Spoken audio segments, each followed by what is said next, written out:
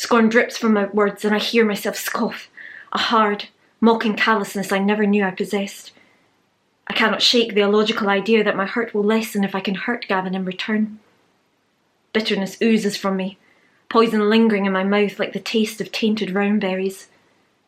I think it is because our connection remains, invisible and unwanted, yet still hovering in the air between us, like the toxic dust that gathered in London's grey-shrouded skies long after the last bombs had fallen. I can see the world through Gavin's eyes, and now I can see him with them. Together in ways that have consumed my imagination for years, picturing lips and fingertips dwelling on each exquisite inch of his skin, even as I endured all those lonely nights alone. How perverse that it can horrify me to picture the same thing I've dreamed of, happening to someone else. It is my nightmare. I see Gavin harden in response to my hostility, spine rigid and shoulders square set. He's well drilled in defence against an assault of enemy fire.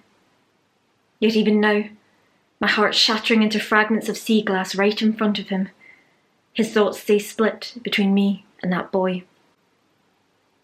His friendship comforts me. Good God, have I not comforted him enough?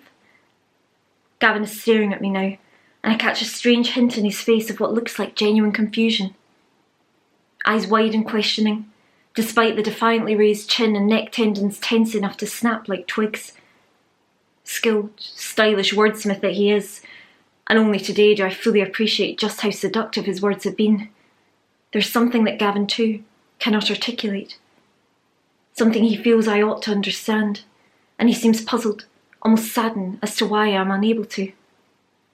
It is as if I have disappointed him too.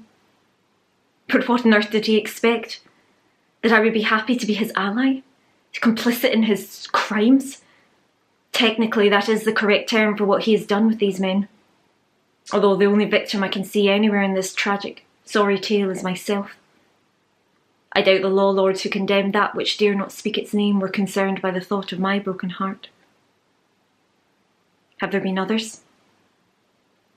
Gavin gives no answer, which I take as an answer in itself. You've brought friends here too, he says eventually. You've shared Sandeg with other people. The words might sound offensive or even petulant, but in truth I hear only weariness seeping into his tone. The relentless sea winds around us have risen to rattle the thick charcoal clouds.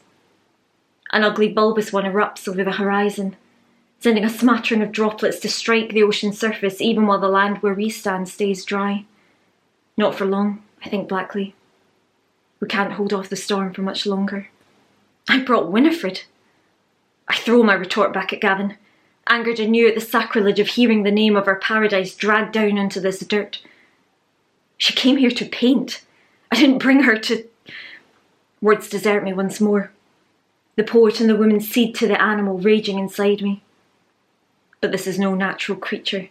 This infuriated, foaming-mouthed beast is deformed, cloven-hoofed and black-horned. It is brutish, savage, demonic. You disgust me. I disgust myself, even as I say it, but it achieves what I only realise in retrospect was my intention. I see it strike Gavin's face, my show of revulsion hitting him with all the bloody, brutal viciousness of a wildcat's swiped claw. One word, once again, and we are severed from one another. His cheeks flush as if I've slapped him.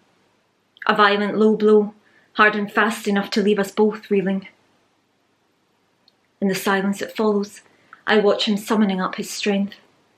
Tall and upright, injured yet undeniably courageous. I admire him for it, I realise in shock. Deep, abiding affection rippling like drops of fresh water from within the blood-stained bilge of my hatred. Heaven help me, a part of me still loves him. As long as I live, a part of me will love him. But I didn't speak of love, did I? Only disgust. If that's true, Gavin says, it's even more reason for you to leave.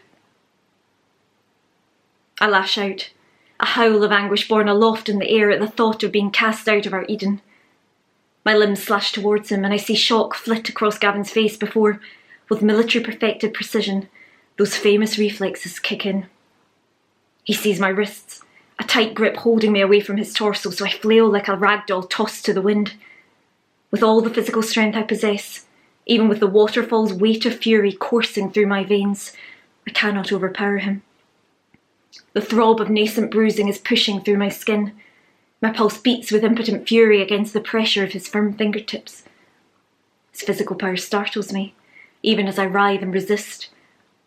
I remember the first day we met, opening my door to a stranger who looked too fragile to stand without support. Gavin needed strength from me back then. I kick out, walking boots swinging wildly like those of a woman breathing her last on the gallows. Inevitably missing my target, which I believed through my vague mist of rage was Gavin's shins, I sink, collapsing tattered and dishevelled into a heap at his feet. Only then does he let me go, dropping me as one unwanted. Snatching my wrist back, I turn from him, my palms pressing painfully into the coarse shingled grass. My gut growls and I retch, choke, splutter. A distant, coolly calculating part of my brain tells me that Gavin will think I'm sickened by the thought of the physical act, and with a womanly instinct for manipulation, the only asset I have that he and his dashing young companions lack, I'm grateful for the extra hurt it will cause him. My true disgust, though, is with myself, with the crazed, childish delusion I have indulged in, with the shame, overwhelming and inescapable, that is all I have left to show for it. Through a stream of tears that fall of their own accord, I look up to see Gavin standing above me in his kilt. The gold and green threads zigzag, his thin shirt is spotted with rain and sweat.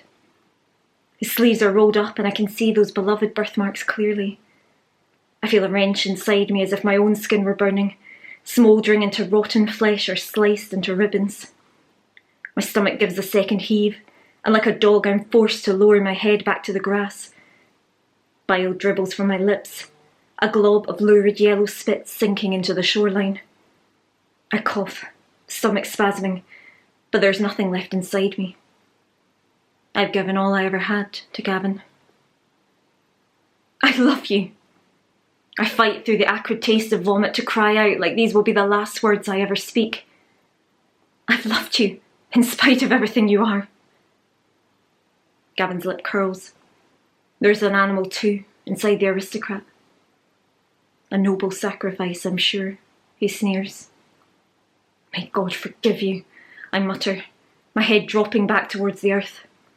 The rain is falling hard now, spattering the ground until the soil jumps, freckling my face with dirty droplets that leave me sullied with sea brine and mud. I cannot tell whether or not Gavin has heard me. Perhaps his thoughts remain down here in the dirt. Perhaps he thinks I'm talking purely about the sex. Truly, although it devastates me more than all the rest, I don't believe he realises what he has done to me. Once, I thought of soulmates, two spirits entwined for all time. Now I know we are oceans apart. May God forgive you, I shriek into the storm. He will, Gavin says.